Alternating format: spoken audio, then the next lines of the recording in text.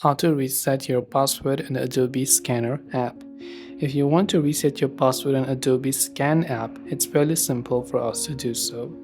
So what you have to do is first launch the Adobe Scan app, and normally to reset your password you just have to go to the sign in button from the bottom. Now the thing is that if you had an account associated with this email and then you had basically went ahead and then entered the password, you'd be able to log in without any issues. But since you went ahead and then basically forgotten your password, when you tap the continue button it will ask you to simply choose a password right there. So it will ask you to also update the password.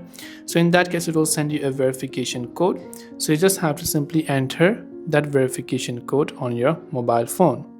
So let me go ahead and then enter that verification code as well, 914477. Once you've done that, tap on the done button. Now you can simply choose a new password and repeat the new password without having to remember your old password. And this way you will be able to reset your password in the Adobe Scan app. That's all for this video. If you have any questions, feel free to leave them down below. Thanks for watching till the very end of this tutorial, and see you soon in the next video.